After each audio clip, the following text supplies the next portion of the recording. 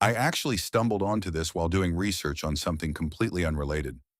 I was looking into off-grid water systems a few years back, fell down a rabbit hole, and ended up reading about a physicist I'd never heard of, and a principle that stopped me cold. Before I go any further, the build I'm going to show you in this video costs $15. Every part is on Amazon or AliExpress. I'll tell you exactly what to buy, where to get it, and how to put it together. And I mean that literally because a 12-year-old can assemble this in about 30 minutes. I called a friend that same evening I discovered it. We were both genuinely excited in the way you get excited when something feels like it shouldn't be this simple. We ordered the parts. They arrived in a few days. We built it. It worked exactly the way it was supposed to. My friend was so into it that he didn't stop there. But more on that in a minute. First, let me tell you where this actually comes from. In 1977, NASA launched two spacecraft toward the outer solar system. No solar panels. At that distance from the sun, solar panels are useless. No batteries. Batteries die, no fuel, no combustion, no moving parts of any kind. Just two chunks of metal with a temperature difference between them. That temperature difference has been generating electricity continuously for nearly 50 years. As of 2022, Voyager 1 and Voyager 2 are still transmitting data from beyond the edge of the solar system, powered by a principle that a German physicist figured out in 1821 that NASA turned into a working power system in the 1960s, and that you can replicate for about $15 from parts on Amazon right now. Nobody talks about this. We're going to fix that. The principle is called the Seebeck effect. Thomas Seebeck discovered it in 1821. When two different conductive materials are joined and one side is hot while the other is cold, voltage appears across the junction. No chemical reaction, no combustion, no moving parts, just hot on one side, cold on the other, and electricity flows. The bigger the temperature gap, the more electricity you get. That's it. Seebeck published it, the science community understood it, and for about 100 years it sat on the shelf because cheap electricity from burning coal was easier. Then two things happened. The Soviets needed to power over 1,000 unmanned lighthouses and navigation beacons along the Arctic coast. No electrical grid, no one around to refuel anything. They built thermoelectric generators using the Seebeck effect with a radioactive heat source. Set it, leave it, come back in a decade.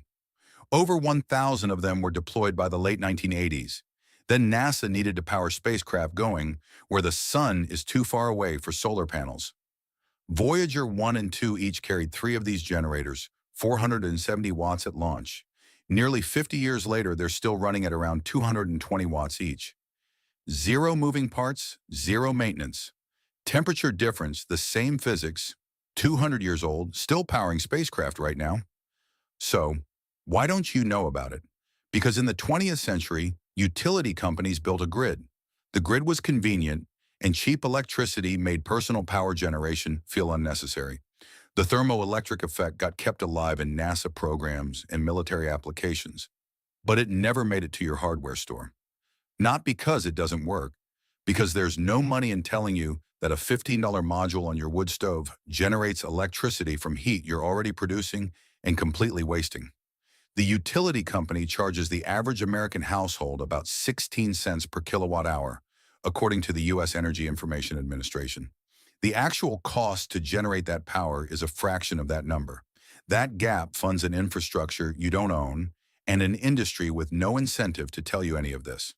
Now here's the build. The component is called a TEG module, thermoelectric generator.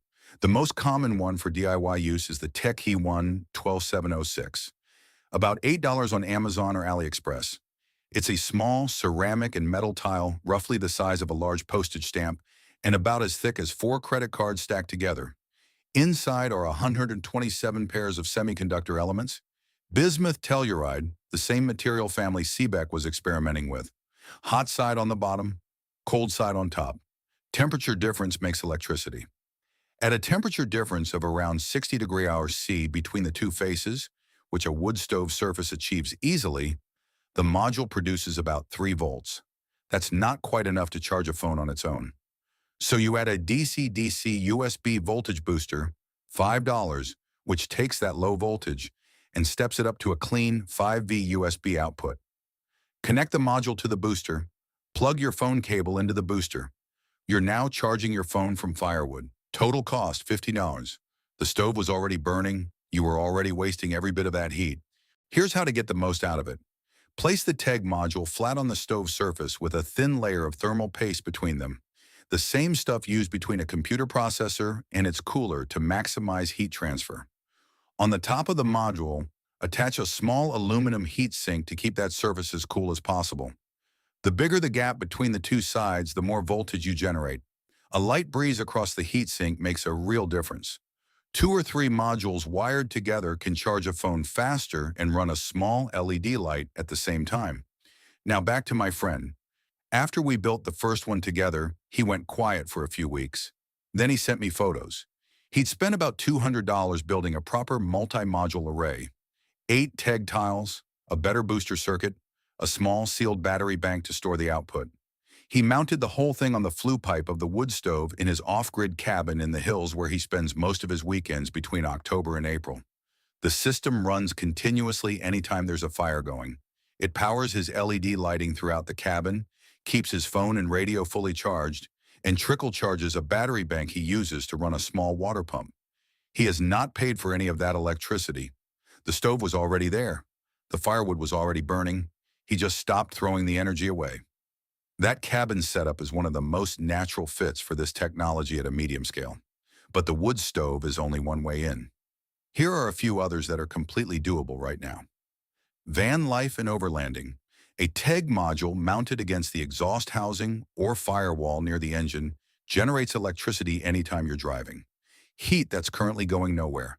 It won't replace your alternator, but it silently supplements your battery bank the entire time you're moving. No extra wiring, no panels to angle at the sun, nothing to maintain. Camping with a fire or camp stove. A single module and a voltage booster fits in a jacket pocket. Set it on the edge of your camp stove.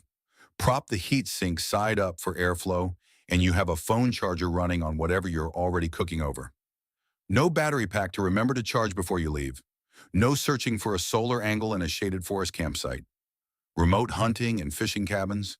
Small shelters that get used seasonally with a propane heater or wood stove are perfect candidates. The heat is already there. A $50 TEG setup keeps radios, GPS units, and headlamps charged for the whole season without hauling batteries in or running a generator. Sailboats and small powerboats. A TEG array near the diesel exhaust line generates supplemental power anytime the engine runs. Genuinely useful for keeping battery banks topped up on longer passages when solar input is limited by weather, season, or the angle of the rig shadow across your panels. And then there's the one that surprises everyone, the compost pile. An active compost pile in full decomposition reaches 55 to 70 degrees on the inside. The outer surface stays cooler. That's a real temperature difference you can harvest. A module at the interface with leads running to a small booster can power a soil moisture sensor, a garden timer, or a small light off the biological heat of rotting plant material. No burning, no fuel, no sunlight required. Just biology doing what biology does, and you catching the energy on the way out. None of this replaces your utility bill. One module won't run your refrigerator, and I'm not going to pretend otherwise. What it does is make something clear that the energy industry has never had a reason to advertise. That the waste heat you're already producing from equipment you already own, using physics that's been understood for 200 years, can be turned into usable electricity for 15 ons. And once you understand how it works, you start seeing heat sources everywhere. The $15 build on your wood stove is just the first one. The Voyager probes are currently about 15 billion miles from Earth.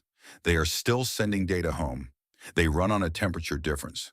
The same principle, the same physics that Seebeck wrote down in 1821. You can build your first version before the end of the week. If this story changes the way you look at the waste heat in your home, or the simple physics of the world around you, please subscribe and like the channel. We are uncovering the history and technology that they have tried to keep in the shadows. Let's power the future together. The next hidden treasure of science will be revealed soon.